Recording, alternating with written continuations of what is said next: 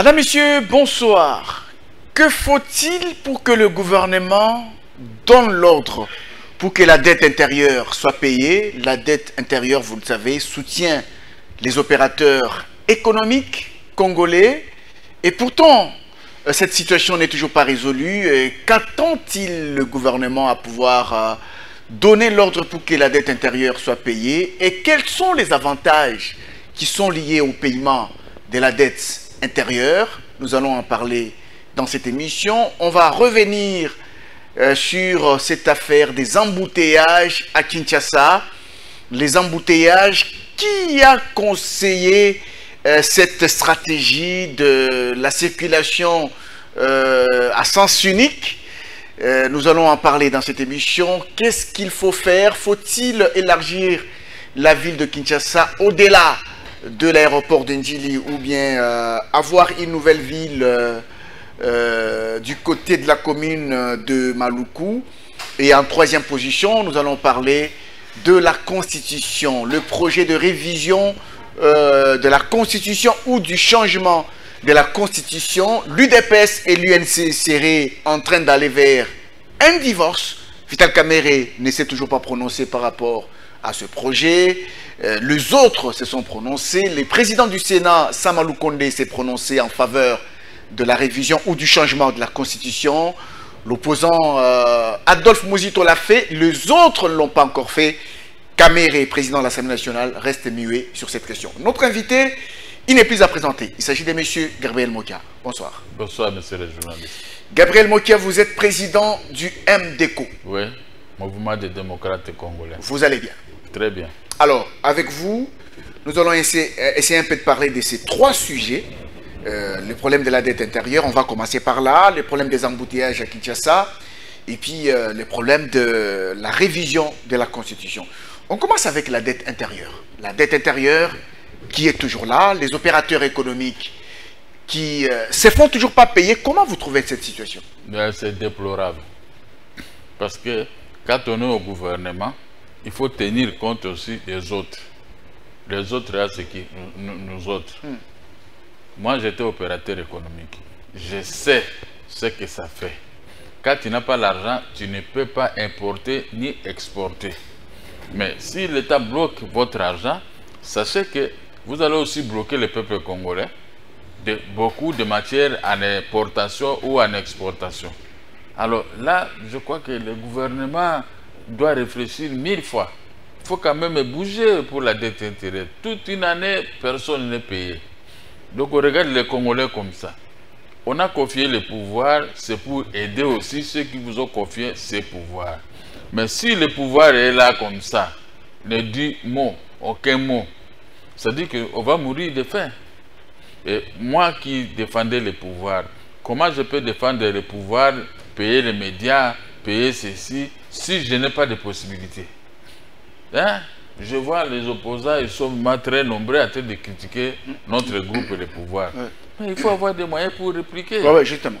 Mais quels moyens on peut avoir? C'est la dette intérieure. Il faut que la dette intérieure soit payée. On a dit qu'on a une maman à la tête du gouvernement. Mais la maman là ne voit pas que les enfants ont fait. Et il doit donner l'ordre. Moi, quand j'étais à l'école primaire ici à Dendal 2, quand je rentrais, comme on appelle, tour à midi, mais le soir, quand tu arrives, au tour à Tongo, quand tu arrives à la maison, si tu trouves que la maman ne bouge pas, c'est comme si tu veux te pendre, hein? Tu sais ce que ça fait. Donc, tu es à la maison, tu jettes les cahiers là. Hein? Tu jettes les cahiers, tu es là assis avec colère parce que maman ne bouge pas. Ne bouge pas, oui. Ben, donc, ah oui. Hein? Alors, la première ministre, c'est la maman. C'est la maman. Elle doit bouger. Hein? Elle doit bouger. Mais si elle ne bouge pas, elle ne donne pas l'ordre pour que les ministres puissent payer la dette intérieure. Mais comment nous allons vivre? Moi, pour quitter ici, pour aller en Ngiringiri, si je n'ai pas de carburant, comment je peux aller? Tout ça, on dirait que le gouvernement ne veut rien comprendre. Je comprends qu'ils ont des moyens, ils ont beaucoup d'argent entre eux, mais ce n'est pas ça le problème. Mais nous, c'est l'épée là qui nous appartient. C'est ce que les opérateurs économiques aiment. Et le pays aussi va bouger, va tourner. Hein? Parce qu'il y a l'importation, il y a des l'exportation. Ah, vous allez pour exporter, qui doit procéder à la production à l'intérieur du pays. Les gens de l'intérieur vont aussi voir des camions, vont aussi voir des sacs vides, vont voir aussi l'argent frais. Et la population en bénéficie. En bénéficie. Et quand les produits arrivent ici, vous exportez. Et les devises arrivent. Ouais. La Banque centrale en tire profit et les opérateurs économiques des secteurs d'importation vont racheter les devises. C'est comme ça que les pays tournent. Moi, je sais, pendant la Deuxième République, beaucoup me demandent, même les banques, mais c'est moi quand même, il faut importer. J'ai dit, ouais, j'ai déjà autant de conteneurs qui sont à Matadi, qui doivent partir, et les devises vont venir bientôt. C'est ça que j'ai passé mon temps à ne faire que ça. À faire que ça. Importateur de devises. Hein? Quand je porte les devises, les pays en bénéficient beaucoup. Et vous voyez, les exportateurs, beaucoup me disaient, mais c'est moi que si vous importez, dites-moi, on va me vendre ces devises. Oui, moi j'ai dit, c'est comme ça, on tourne, les pays tournent comme des grandes puissances qui exportent des conteneurs et qui exportent des conteneurs et des conteneurs, et qui importent des conteneurs et des conteneurs. Mais ici, chez nous, tout est mauvais. Donc, quand la dette intérieure est bloquée, les opérateurs économiques sont bloqués. Tout le monde est bloqué. Et la population en paye le frais, parce qu'il peut y avoir même hausse des prix de certains produits sur le marché. Oui, tout le monde est bloqué. Moi, je regrette, hein, la gestion, il faut avoir de beaux conseillers. Et les conseillers qui ont fait de l'expérience dans la gestion des biens du pays. Quand vous ne connaissez pas ce qu'on appelle importation, exportation, comment voulez-vous que les pays puissent se tourner? On serait là bloqué. Il y a que quelques étrangers qui ont un peu de moyens qui vont commencer à tourner pour leur compte. Et les Congolais, nous autres. Vraiment. On dirait qu'on ne considère pas les Congolais. Nous sommes là, on ne nous regarde même pas. Qui peut vous regarder? Vous allez voir qui. Mais ce n'est pas bon. Ce n'est pas bon. Madame Judith, je crois qu'elle doit réfléchir un peu 1000 fois. Ou elle ne connaît pas l'importation ni l'exportation, ou la circulation dans les pays de nos matières premières. Oui. Comment, si on n'a pas de matières premières, comment nous allons vivre dans ces pays? Les matières premières viennent du paiement. Quand vous avez de l'argent dans votre compte, vous allez à l'intérieur, vous pouvez tirer pour envoyer, pour acheter les produits vivriers que les planteurs arrivent à conserver, à planter dans leur plantation. Donc à ce moment-là, vous le donnez un coup de main avec de l'argent, lui aussi avec gentillesse, il vous donne aussi les produits. Et vous faites entrer des camions dans les coins reculés de la République. Et les camions apportent les produits jusqu'au centre, jusqu'au fleuve, et pour apporter ça au centre de consommation. Mais c'est comme ça qu'on peut tourner les pays. Mais si nous sommes là comme ça, moi, avec toi, on est là. On discute que politique, mais on va manger politique. Vraiment. On va manger quoi? Oui, il faut qu'on travaille, il faut travailler. Je vois beaucoup de jeunes gens qui déambulent ici dans la ville de Kinshasa. Or qu'à notre époque, beaucoup de jeunes gens travaillaient avec les produits qui venaient de l'intérieur. Et tout le monde, les gens n'avaient pas le temps de commencer à discuter comme ça. Il faut voyager, il faut faire des tours dans des bateaux. Maintenant, même les bateaux posent des problèmes. Et comment on va construire les bateaux si la dette intérieure n'est pas payée? Et notre fleuve va rester toujours comme ça. Il n'y a pas moyen de draguer le fleuve parce que il n'y a pas de possibilité. Mais je ne peux pas accepter que dans un pays, on se met là qu'à discuter telle chose, il n'y a pas de possibilité. Telle chose, il n'y a pas de possibilité. Mais quand est-ce qu'on aura des possibilités? Même les pays riches, ils ont commencé avec un tâtonnement. Mais nous avons combien? 60 ans d'indépendance. Est-ce que vous estimez que par rapport à la dette intérieure, est-ce que vous estimez que c'est parce qu'on estime qu'il y a certaines dettes qui ne sont pas certifiées et d'autres sont certifiées? Peut-être ça complique aussi le gouvernement. Mais c'est le système. Il faut donner l'ordre qu'on puisse certifier la dette intérieure. La dette intérieure. Mais quand on a besoin des impôts, service des impôts, cherche quoi? Cherche les gens pour venir payer les impôts. Mais on va payer ça avec quoi? Quand les gens n'ont pas travaillé, toute une année, ils vous présentent... moi, je n'ai pas travaillé. Regardez le bilan, quelqu'un n'a pas travaillé pendant une année. Alors, est-ce qu'on va commencer à vivre comme ça? Vous mettez dans le véhicule du service des impôts. Service des impôts, oui. Mais ces impôts de la population auprès de l'État aussi, Mais payer la dette intérieure, ça va faciliter la tâche dans les pays.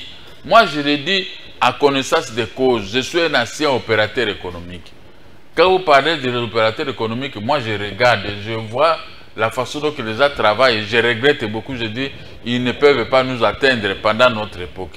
Mais c'est comme ça. Moi, un jour, je suis allé transporter les produits vivriers de la CELSA, Selco, à l'Équateur. J'ai loué 12 camions de Trans-Soukissa, de M. Atanas. Et la CELSA avait fait des années pour transporter ces cafés, et cacao et caoutchouc. Mais moi, j'ai transporté ça jusqu'à même à côté de Kisangani. J'ai transporté, les gens m'ont beaucoup félicité. Parce que j'étais un jeune intelligent. Mais j'avais des facilités, il y avait des véhicules, il y avait des paiements de ceci, on avait des moyens, on faisait tout, où il y a des difficultés, j'arrivais quand même à m'en sortir. Mais aujourd'hui, comment on peut s'en sortir sans argent? Moi, je ne peux pas imaginer que je suis avec toi, je te regarde là-bas comme ça, tu es là-bas, poche vide. Ah non. Non, ça ne marche pas. Si aujourd'hui, moi, je tombe là, pour m'amener à l'hôpital, tu vois, qui m'a vu tomber. Tu es poche vide. Tu es poche vide, ça va, moi je vais mourir. Mais si vous avez des poches bien garnies, allez, on l'amène à l'hôpital. Ça dit beaucoup. Hein. Ça dit beaucoup parce que les opérateurs économiques permettent au pays de bien fonctionner. De bien fonctionner. Mais les opérateurs économiques d'aujourd'hui n'ont pas la chance d'avoir des possibilités comme nous en sortant. Moi, je suis un spécialiste de la matière. Produits café, cacao et caoutchouc. Et même les grimes. J'ai exporté ça. Même les grimes aussi. Oui, oui. Donc, on a fait ça. Le pays a beaucoup de choses. Mais la plupart des endroits où nous, on a acheté des produits, la brousse a pris la place des routes. Il n'y a plus de routes. Il y a rien. Et nous, on construisait des routes aussi. Là où l'État ne faisait pas, je vais transporter des cafés dans tel coin, je paye les villageois. Les chefs coutumiers arrangent la route. Ils arrangent la route. Comme ça, quand vous allez faire vos meetings, vous voyez que tel était passé ici, il a arrangé la route, je passe pour aller faire mes meetings pour l'élection. Mais c'est comme ça, non? Mais quand on est là, je ne sais pas, le gouvernement fait quoi maintenant? On compte seulement sur le cobalt et des histoires là de lois là-bas. Donc, je comprends bien ce que vous dites. Opérateur économique, vous devez déplacer vos produits et vous payez les villageois, les chefs coutumiers pour qu'on puisse vous tracer la route, on puisse vous l'arranger. Et ça permet à un politicien de passer par là pour faire son meeting politique. C'est comme ça, c'est comme ça. C'est ça que nous on faisait. Moi je suis témoin oculaire. Si vous voulez me poser la question même jusqu'à la nuit ici, moi je vais t'expliquer beaucoup de choses. Je vais t'expliquer beaucoup de choses. Aujourd'hui, qu'est-ce qui se passe? Il n'y a pas de bateau. Quand il y a un bateau qui voyage, vous voulez aller transporter vos produits vivriers à l'intérieur du pays, vous payez, donc si vous achetez 1000 sacs, 500 sacs sont pour les propriétaires du bateau et vous rentrez qu'avec 500 sacs. Parce que vous allez payer les prix plus forts pour le transport de la marchandise. Là, ça ne va pas parce qu'il n'y a pas trop de bateaux. Les gens souffrent. Tout le monde, dans tous les secteurs, les gens souffrent. Même dans les banques, pour prendre l'argent des banques, en tout cas, comme disent les Quinois, Epona Bilongi. On vous regarde comme ça, pas vous les Congolais, vous n'êtes pas sérieux. Nous ne sommes pas sérieux. Moi, j'ai sillonné plusieurs pays du monde ici. Est-ce qu'on peut dire que tous ces gens-là sont sérieux plus que les Congolais? Vraiment. Hein? Moi, j'étais en Afrique du Sud. Vous avez vos histoires comme ça. Vous voyez quelqu'un vient avec un revolver, il vous tire. Il récupère vos biens, il part avec. Est-ce que c'est sérieux ça? Est-ce que nous sommes très sérieux? Nous sommes bien quand même. Mais alors, ça c'est la faute de l'État. Je me demande, la maman Judith là. Madame la Première ministre Judith, on vous demande de donner l'ordre. L'ordre pour que la dette intérieure soit payée. Parce que sinon, je rentre à l'école, je trouve la maman n'a pas préparé. Vous croyez que je serais très content? Même si maman m'a envoyé, donne-moi de l'eau à boire. Oui, je peux aller parce que c'est la maman. Mais je pars avec double cœur. Hein? Là, je suis fatigué comme ça, je vais comme... Est-ce qu'on vous a déjà est-ce qu'on vous a déjà expliqué un jour pourquoi est-ce qu'on n'arrive pas à payer la dette intérieure? C'est quoi la raison que que le gouvernement avance. On n'explique pas. Des fois, le Fonds monétaire est venu ici pour contrôler. Mais va un peu dans les pays des fonds monétaires. Dans leur pays, ils donnent des crédits. Même aux petits-enfants, on donne des crédits. Mais pourquoi seulement ici, chez nous, qu'on doit interdire de ne pas donner les crédits? Mais en donnant les crédits, nous payons, quand nous payons les crédits, nous allons rembourser avec des intérêts. Tout ce que moi j'ai fait dans la vie, j'ai remboursé avec des intérêts. Quand vous ne remboursez pas, les intérêts augmentent. Oui. Alors, qui gagne? C'est l'État qui gagne dans tout ça. On dirait que les gens ne veulent pas comprendre ici. On se dit, on se donne des titres, je suis licencié économiste, je suis comme ça, mais ils ne raisonnent pas. Être un économiste ne signifie pas. Tu sais qu'un villageois est mieux plus qu'un économiste.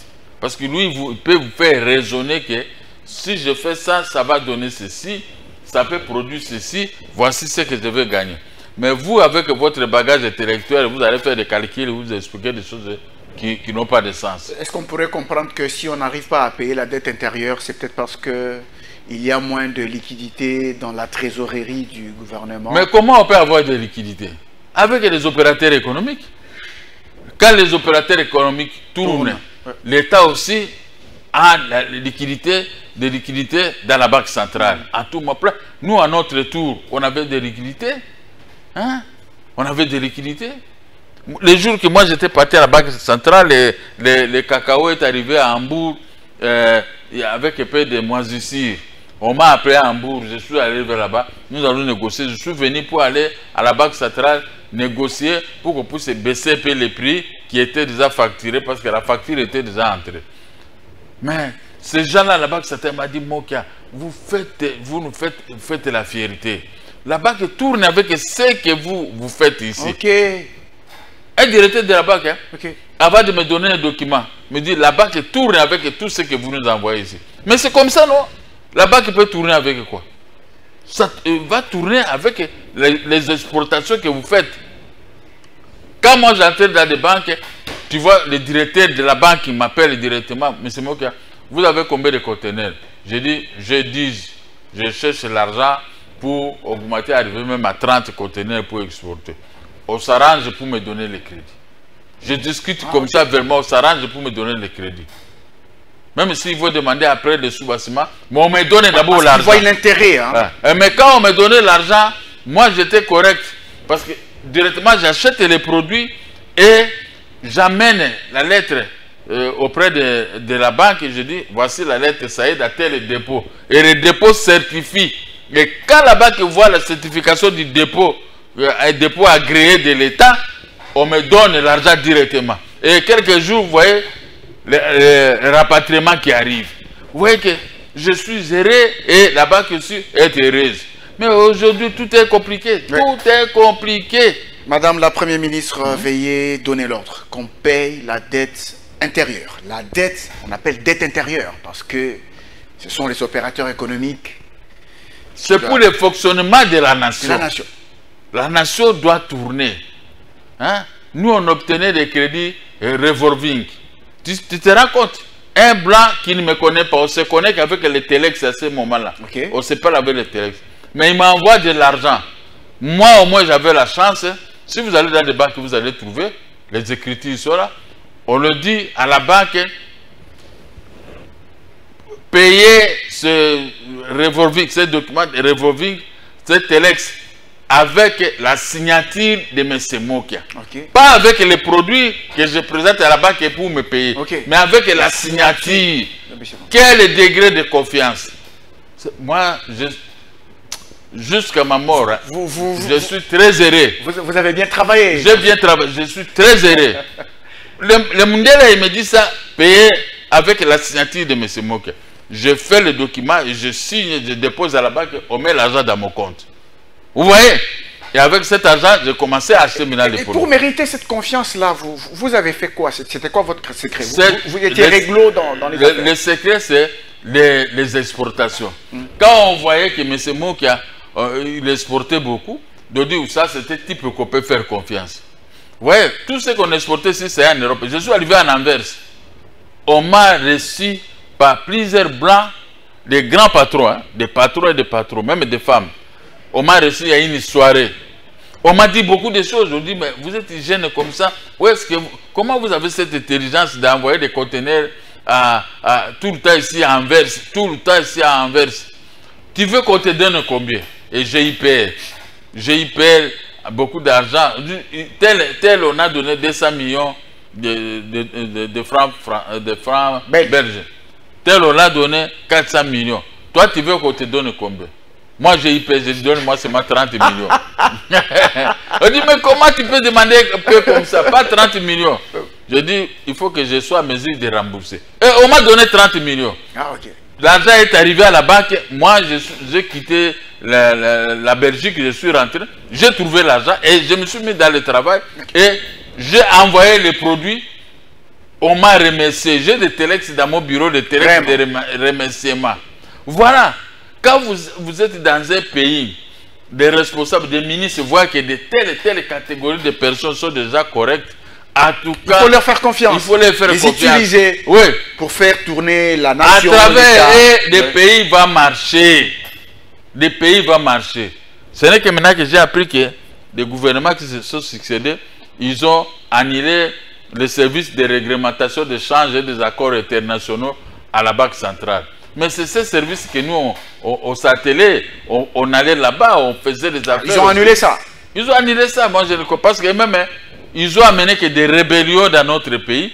Il n'y a pas moyen que les gens entrent dans des brousses pour pouvoir faire le café. Quand vous entrez, on vous tue. Ouais, c'est ça qui tue les Congolais aujourd'hui. Les Congolais ne pouvaient pas vivre comme ça. Et les jeunes que moi je vois ici, ces jeunes-là devaient être à bourse. On devait se battre avec eux là-bas à bourse à tout moment.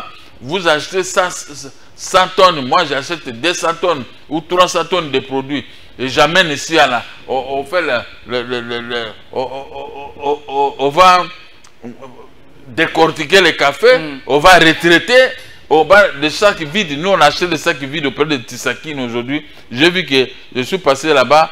On a cassé ça, je ne sais pas qu'est-ce qu'on va construire. Mais c'est un endroit où on achète des sacs vides. Quand vous avez beaucoup de sacs vides, vous avez aussi beaucoup de produits. Mais c'est quel pays qui est en train de disparaître comme ça? Ça disparaît parce que la situation sécuritaire, quand même, elle est importante. Parce que c'est cette situation qui permet que si la sécurité est assurée, les gens vont en brousse, ils travaillent et puis ils rapportent. Moi, j'ai de l'argent. Si j'ai de l'argent, je vois comme les avenirs du commerce ici. Il y a l'eau, je ne sais pas l'eau, ça sort où. Partout ici au centre-ville, il y a de l'eau. Mais je peux aussi appeler les gens de la régie des eaux, venez fermer le pays ici. Qu'est-ce qui se passe avec l'eau ici? C'est comme ça. Quand le pays a beaucoup de millionnaires, les millionnaires vont redresser la situation. Là où l'État faillit, et ils peuvent travailler. Mais c'est comme ça qu'on peut vivre dans un pays. Si on dit seulement, moi l'État, je vais tout faire. Mais regardez, moi je suis au centre-ville. Auparavant, j'étais toujours au centre-ville, mais je ne voyais pas ce que je vois aujourd'hui, des trous, de l'eau partout, des avenirs. La ville est vraiment abandonnée, on va en parler tout à l'heure. Elle est abandonnée, mais comment on peut abandonner une ville qu'on a grandi ici? Mais ça, les autorités ne comprennent pas. Et moi, je suis en train de me poser la question, que ces gens-là, on dirait qu'ils n'étaient pas ici pendant la Deuxième République. Donc, ces gens qui sont arrivés pendant des républiques ici, alors ils s'adaptent à un monde de rébellion. C'est ça. Parce que comment je gère le pays, je vais laisser l'eau partout comme ça dans le centre-ville. Je ne comprends pas. Il y a des trous, il y a de l'eau, il n'y a pas de route. Regardez là, Kinmazer. L'Europe est Kinmazer. Est-ce que dans un pays qui se respecte, on peut avoir des ronds-points? Des trous partout, de l'eau partout. Botour, de l'eau partout. À côté de Botour, l'autre côté, de l'eau partout. Il y a plusieurs endroits. Là où moi j'habitais, avenue de l'école, à côté de DGM. Quand il pleut, il y a l'eau de la pluie jusqu'à présent. Est-ce que c'est normal?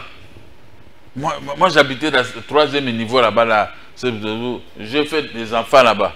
Mais est-ce que, comment, quand je passe là, je regrette. J'ai dit à ma femme, regardez, j'habitais ici, mais l'avenir est foutu. Et à ce moment, j'avais la voiture Jaguar. Mais c'était très bien. S'il pleut, et tu vois que l'eau passe et puis c'est fini, l'affaire est réglée. Mais aujourd'hui, quand il pleut, l'eau reste. On dirait que les autorités n'ont pas des émissaires à envoyer pour regarder comment la ville est. Donc la ville est comment. On va vous faire un rapport, vous envoyez l'argent des sociétés pour pouvoir travailler. Mais aujourd'hui, tout est abandonné, comme on a abandonné les opérateurs économiques. Alors, on va parler des embouteillages. Il y a tellement des embouteillages à Kinshasa. Il y a une stratégie, on a voulu l'utiliser pour que ça résolve un peu le problème des embouteillages. Mais là, ça s'est empiré. Comment est-ce que vous vivez ça, vous, personnellement? La stratégie là de barrer la route de sens unique, ça a échoué. Ça a échoué. Vous avez quelqu'un pour l'amener à l'hôpital, il peut même mourir dans la voiture. Oui. Avec le système qu'on est tenté de nous embrouiller sur le boulevard de 30 La circulation alternée. Je ne connais pas le boulevard de 30 jours à cet état. Il y a des occasions de voitures, il y a des histoires impossibles sur le boulevard. Les gens pleurent que nous n'avons pas l'argent. Mais ces gens-là conservent leur argent qu'ils n'ont qu'à pour aller à Saint-Louis, aller acheter des voitures et rappeler la vie de Kinshasa. Et la ville de Kinshasa a des autorités qui raisonnent au travers. Ne veulent pas construire de nouvelles routes. Les mêmes routes que les Belges ont laissées et Mobutu, ce sont les mêmes routes qu'on utilise jusqu'aujourd'hui. À l'époque, il y avait moins de voitures. Maintenant, il y a beaucoup plus de voitures et moins de routes. Regardez comme l'avenue Kassai. Moi, chaque nuit, j'ai quitté le centre-ville pour aller chercher les amis sur l'avenue Kassai à pied. Et tu vois, c'est éclairé. Mais aujourd'hui, est-ce que tu peux aller à pied? C'est très noir et de la boue. On peut même t'abattre avec des coulounas. Donc, c'était impossible. Pour circuler à Barumbu, c'était impossible. Moi, je regrette quitter la cité de Jobour pour arriver au centre-ville. Mais tu vois, c'est comme si tu es toujours au centre-ville. Hein? C'est comme si tu es toujours... Tu quittes la cité, tu arrives au centre-ville. C'est comme si tu es toujours au centre-ville. Quitter Barumbu de Jobour là-bas pour arriver au centre-ville, ben, c'est toujours meilleur. Et j'appréciais ça beaucoup. Qu'est-ce que nous manquons? Mauvaise foi.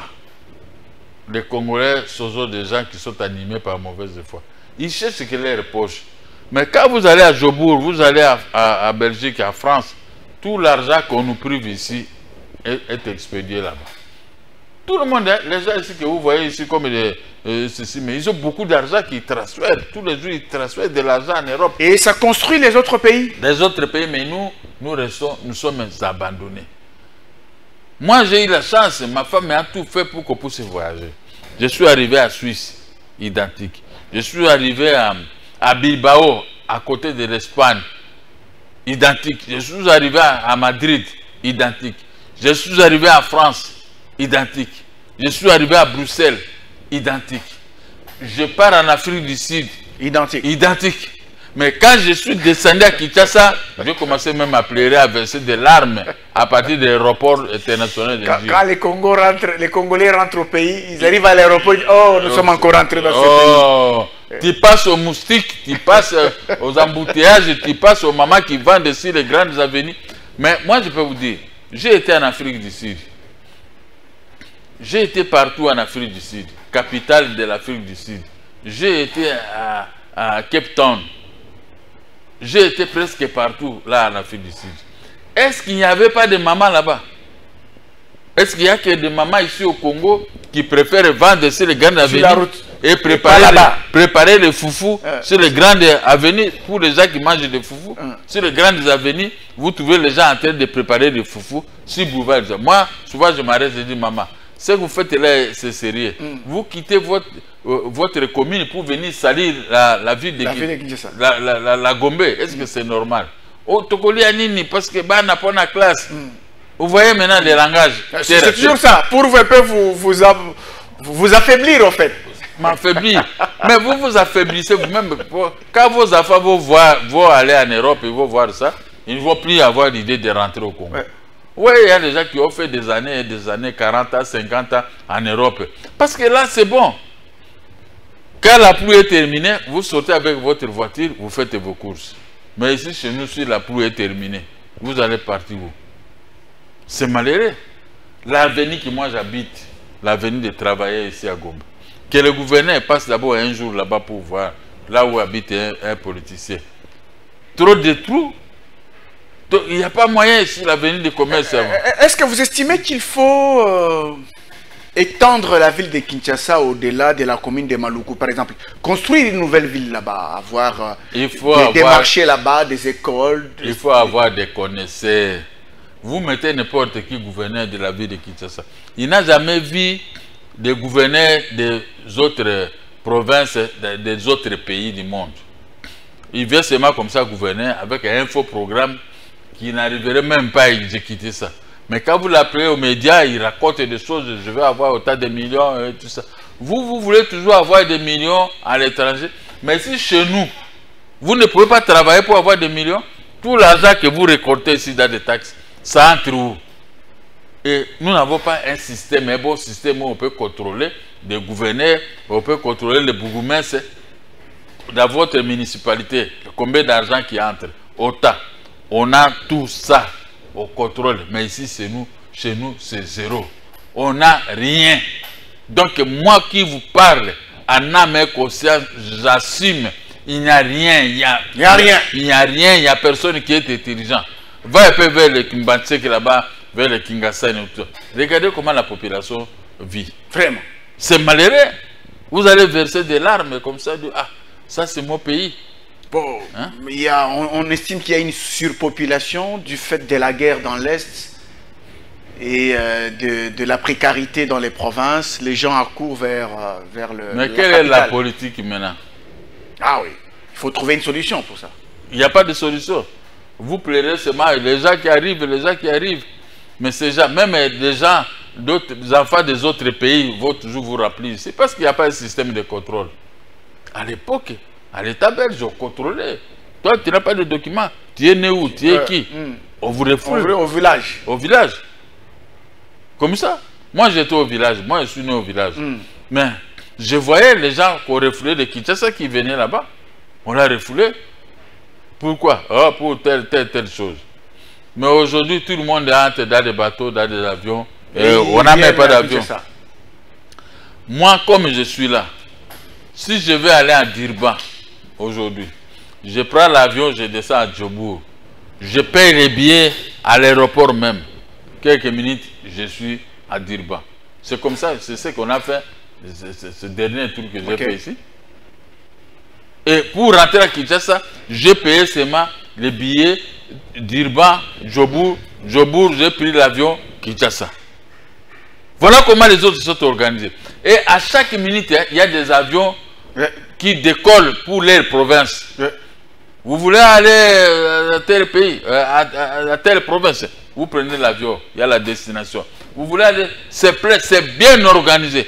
Mais ici, chez nous, je descends à l'aéroport international, je vais prendre quel avion pour aller à Mbujimaï ou aller à Bumba. Ou aller à Bumba, ne parlons même pas. Ça, c'est la casse-tête. Casse-tête, pourquoi? Alors qu'on a tout. Espérons que les projets des 60 avions dont on a parlé dernièrement à l'Assemblée nationale, ça va être fait. Dans les médias, on nous parle toujours. Quel est le pays le plus riche en minerais? La République démocratique du Congo. C'est ce que nous apprenons tous les jours. Quand vous entrez dans vos internets ici, c'est ce que vous allez voir. Mais quel est le pays le plus sale? La République démocratique du Congo. Hein? Est-ce que ça, le pays le plus riche et le plus sale en même temps? Ça, c'est se moquer de nous. Se moquer de nous. Moi, quand je vois un pays comme l'Afrique du Sud qui venait se faire, la population venait se faire soigner ici. Et nous, maintenant, nous sommes derrière. Mandela était ici. Mandela il était descendu à l'Est. Il avait beaucoup regretté. Il croyait que la République démocratique du Congo était supérieure à l'Afrique du Sud. La façon dont il attendait Zaïre. Mais quand ces gens-là descendent ici, les Thabo Mbeki et tout ça, ils regardent que mais ça, ce sont des gens, des aventuriers.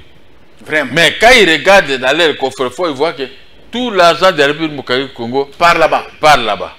Et Thabo Mbeki avait dit, mais vous envoyez beaucoup de milliards et de milliards dans notre pays. C'est beaucoup, d'ailleurs on va interdire pour que ça n'arrive pas. Mais construisez votre pays.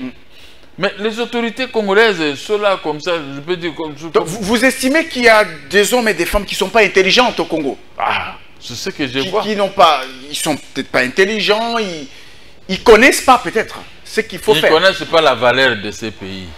Comment un pays qui a des diamants, qui a des cobalt, qui a des cuivres, peut se retrouver à cet état ici? On peut sortir avec toi aujourd'hui ici pour faire le tour de la ville. Alors vers Mamayemo ici. Mamayemo est à quel état? Alors ici pour arriver chez moi vers l'avenue du commerce. Alors même à l'hôtel de ville là-bas. C'est à quel état? Quand on donne l'argent pour faire les travaux, les cantonniers bouffent l'argent, leurs chefs bouffent l'argent. Maintenant, c'est comme si l'État n'a rien donné. On est animé par mauvais foi dans notre pays. Et les gens aiment se faire couvrir. Hein? Les voleurs se couvrent entre eux. Ils se couvrent entre eux. Ouais, ils se couvrent entre eux. Mais nous ne sommes pas bêtes, nous voyons. Alors, moi, quand je rentre dans le secteur que je vous dis ici, de l'agriculture, vraiment, je regrette. Je regrette. C'est un secteur qui nécessite beaucoup d'attention. J'étais dans une province en Afrique du Sud. Nous sommes allés à l'aéroport. Nous sommes descendus à l'aéroport. On a pris notre route jusqu'à notre destination. Moi, mon beau-frère me dit, je vous fais marcher quand même hein, ici à Dirba pour qu'on trouve comment on va manger. On est parti très loin à Dirba. Nous sommes arrivés jusqu'à l'aéroport, une autre route. Ok. Quand nous sommes rentrés, il nous a transportés pour une autre route. Et partout c'est identique. Okay. Des belles maisons et tout ça. Des belles routes et tout ça. Moi j'ai dit à ma femme, ton grand frère il fait ça, c'est pour m'importuner. Hein? Je l'ai dit à privé, je dis, il fait ça pour... Il me montre, vous voulez être autorité dans notre pays là-bas. Regardez, maintenant je vous montre des routes, je vous montre l'aéroport, je vous montre comment on peut atteindre l'aéroport. Ce n'est pas comme ici, vous prenez seulement la ville de Kinshasa jusqu'en Gilles, même avenue Lumumba. Même avenue Lumumba. Ouais, même si le pont de Njili s'effondre, c'est fini. C'est fini, les véhicules ne passent plus. J'ai compris que mon beau-frère est intelligent. Ce qu'il a fait là, il m'a montré. Et je vais en parler. Il ne veut pas seulement m'attaquer moi, il doit s'attaquer à tout le pays et aux gens qui gèrent le pays. Regardez des routes. Il m'a montré 4 routes, belles routes, autoroutes qui arrivent à même destination à l'aéroport. Mais ici chez nous, hein, ici chez nous, Ambroise, comment on peut faire ça? À qui on doit parler? À qui on doit parler? Ça, c'est la question la plus importante. À la première ministre Judith Suminwa, au président de la République Félix Tshisekedi. Président de la République, pour le voir, vous voulez aller le voir, on dit seulement bon qu'il il va c'est le président, il va le dire ceci, ceci. Il va lui parler des problèmes de ses maisons. Des maisons et les problèmes de la ville qui est sale. On me qualifie de tout. On me met des crocs à jambes. Le chef de l'État lui-même m'a appelé, venez. Je vais vous voir. Il vous appelle lui-même? Oui, lui-même. Il est venu me saluer et dit, on va en manger. Nous sommes partis, on a mangé. Mais, dit, demain ou après-demain, tel amène-les chez moi. Mais, jusqu'aujourd'hui, de tel là, quand je l'appelle, il ne veut pas vous... on ne veut pas me laisser en tête chef de l'État pour que je puisse lui dire les désirata de la population. Mais, quand vous faites ça, vous vous tuez vous-même. Il n'y a pas que moi qui habite cette ville, qui habite ces pays. Nous sommes avec vous, avec vos familles, vos beaux-frères et tout ça. Mais pourquoi nous devons subir les mêmes souffrances de la même, pourquoi à cette heure-ci? Alors, est-ce que le gouverneur peut-être de la ville de Kinshasa devrait prendre d'autres mesures pour rendre un peu la circulation fluide? Ou remettre... il faut revenir à ce qu'on était avant. Ce qu'on était avant, c'était bien. Mais je me demande, Mobutu, avec quel fétiche où tout le monde est respecté, Mobutu. La route, vous ne pouvez pas voir la route comme ça. Je quitte la ville de Kinshasa. Moi, j'habite la ville depuis 1973 jusqu'à aujourd'hui. Je peux quitter ici, aller voir mes amis à Matongé, quelques minutes, Matongé. Et puis vous rentrez. On fait des tours à Matongé, on circule, je rentre à n'importe quelle heure. Et j'arrive là. C'est notre avenue préférée, là où il y a les ambassades des États-Unis. Maintenant, aujourd'hui, on a bloqué cette route. C'est bloqué. C'est bloqué. On ne sait plus passer par là. On ne sait plus passer. Donc, même l'autre route, deuxième là-bas, la MONUSCO a bloqué. Et maintenant, je vois, hier, avant-hier, je suis passé, je voulais passer, on dit que la Chine a bloqué aussi. La Chine a bloqué aussi. A bloqué aussi. Vous voyez, dans un pays d'autrui, les gangsters bloquent tout. Mais ce qu'ils ont fait là, nous ne pouvons pas le faire chez eux. On ne peut pas, on va venir vous démolir à quelques minutes, quelques secondes. Vous avez posé une question importante. À qui il faut demander tout ça? Mais si on me laissait passer voir le chef de l'État, je peux lui parler. J'étais avec lui à l'opposition. Mais je n'ai pas le front aux yeux pour pouvoir le parler. Je lui dis, nous venons de l'opposition. Vous voyez, quand on l'attaque maintenant, moi je le défends. Moi aussi j'attaque ceux qui l'attaquent. Parce que nous sommes tous produits de l'opposition. Mais quand moi je veux parler à un ancien opposant comme moi, je crois qu'il va m'écouter mieux que quiconque. Mais vous me mettez des crocs à jambe pour que je ne le vois pas. Vous voyez, mauvaise foi. En tout cas, qu'on vous laisse le rencontrer. Ouais. Qu'on vous laisse le rencontrer. Pourquoi je ne peux pas voir le chef de l'État? Interdire quoi? Je lutte avec le cas, je défends ce pouvoir, donc je lui défends en âme et conscience. Maintenant, il parle des problèmes de la Constitution. Ben, moi, je défends le chef de l'État. Je n'ai pas honte de défendre ce que je disais. Vous soutenez son projet de changement de la Constitution? Oui, ce que je disais avec eux à l'opposition, j'ai sa tête et je mets ça en application. Et comme nous avons quelqu'un qui est avec nous, qui a pris ce chemin pour changement de la Constitution ou révision de la Constitution, je le supporte, je le soigne, je suis là pour appuyer le chef de l'État à 100% pour qu'il puisse changer. Parce que moi je vois les opposants d'aujourd'hui, monsieur les journalistes, quand ils ont un petit problème ici, un désordre, ils fuient pour aller où? Pour aller se réfugier au Rwanda. Ah ok. Beaucoup. Les Rwandais qui nous attaquent. Le même Rwanda qui nous attaque. Le même, bon, c'est comme si tous sont en connivence, complices des Rwandais. Ils fuient toujours là-bas. Et moi qui est ici, qui ne peux pas fuir, on me menace, on me fait n'importe qui, mais je suis avec le chef de l'État. Mais laissez-moi quand même libre cours. Laissez-moi libre cours. Je cause avec les nôtres. En parlant de la Constitution, il y en a qui se sont prononcés. Le président du Sénat, Samalou Condé, s'est prononcé en faveur de ce projet de changement de la Constitution. L'opposant Adolphe Muzito est d'accord. Vital Kamerhe ne s'est pas encore prononcé. C'est comme s'il y a un problème avec l'UDPS. Comment vous trouvez ça? Quel problème peut avoir avec l'UDPS?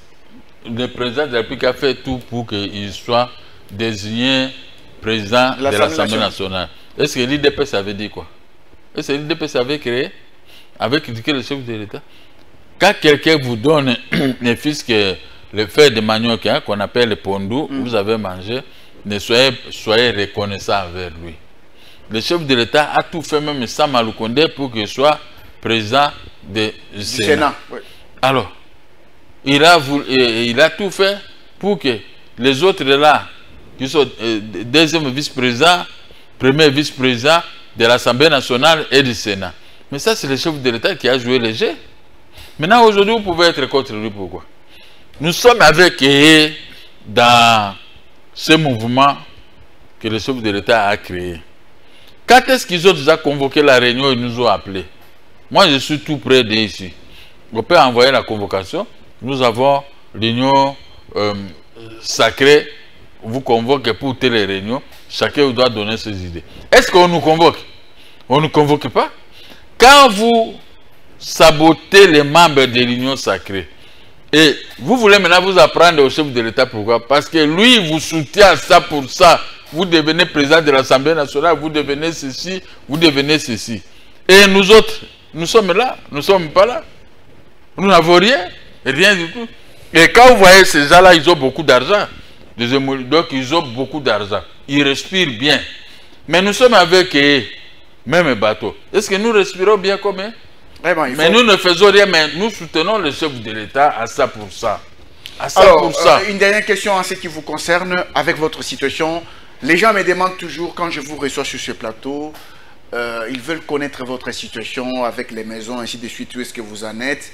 Ils compatissent, hein? Quand vous pleurez, vous parlez, les gens écoutent. Et ils veulent qu'une solution soit trouvée pour vous. la justice a déjà rendu sa décision pour qu'on puisse me restituer la maison. J'ai la décision avec moi ici à la maison et au bureau. Il suffit seulement de prendre les policiers et les huissiers, on va exécuter. Mais il y a des complications, je ne comprends pas. Oh, le ministre de la Justice a dit ceci à l'époque, hein? Il a dit ceci, on fait ceci. Ça devient la haine et la jalousie. Ils ne veulent pas que je récupère ces maisons. Mais qu'est-ce que je peux faire? Moi, je ne suis pas ministre. Si j'étais ministre, je pouvais me faire le nécessaire pour l'exécution. Maintenant, l'exécution pose des problèmes pour rien. Tout était déjà fait. Même le chef d'État, s'il voit les documents, les juges m'ont donné, va exécuter. Il va être, non, c'est fini, c'était un Congolais, va exécuter à mon nom. Parce que les décisions sont exécutées au nom du chef de l'État. Mais je suis là. C'est la question posée aux gens, aux décideurs, pourquoi ils ne veulent pas que je puisse aller exécuter. Les juges ont déjà fait leur travail. Donc le travail des juges est saboté de cette façon. Je ne comprends pas les autorités. Mais heureusement que Dieu est grand. Des fois, ces autorités, des fois, ils ont toujours eu des problèmes avec le chef de l'État et ils les font partir. Ouais. Ah, il a annoncé un remaniement bientôt. C'est comme ça. Ma décision de mes maisons, toute personne doit connaître, il n'y a rien comme problème. Je peux seulement aller exécuter. J'ai les décisions de l'exécution. Mais le blocage est là. Le blocage est là. Comme ça, on vous empêche même de rencontrer le président qui peut même vous aider dans cette situation. Ah, mais tout est bloqué. Tout est bloqué. Moi, je ne comprends pas comment les Congolais autres ils mangent, mais ils ne veulent pas que nous, on puisse manger. On va terminer. Votre mot de la fin pour aujourd'hui? Le problème, c'est que donner le pain à ceux qui en ont besoin comme nous. C'est comme ça on a dit ici, maman Judith, elle doit préparer les pondous pour les enfants. Donc il faut qu'on paye la dette intérieure. Donc il faut que le gouvernement s'attelle à donner l'occasion à ce que des ministres puissent, chacun puisse utiliser ces moyens pour pouvoir régler la situation de la dette intérieure. Et l'État doit laisser la justice fonctionner. Nous devons exécuter les décisions judiciaires. Merci. Comme ça, on sera content. Comme je suis là, je suis pour le chef de l'État. On ne m'a pas envoyé, mais je suis avec lui. Depuis l'opposition, on a été ensemble. Maintenant, on est toujours ensemble. Quand les opposants l'attaquent ici, qu'est-ce qu'ils disent? S'il ne fait pas ça, nous allons aller partir prendre les armes. Mais est-ce qu'un type comme moi, je peux dire que je vais prendre les armes? Mais pourquoi? C'est mon pays. Merci. Merci, M. Gabriel Mokia. Nous rappelons que vous êtes président du MDECO. Merci beaucoup. Merci. Mesdames et messieurs, c'est par là que nous avons fini cette émission. Merci à vous de l'avoir suivi. On vous retrouve prochainement pour d'autres numéros de Table Ronde. Au revoir.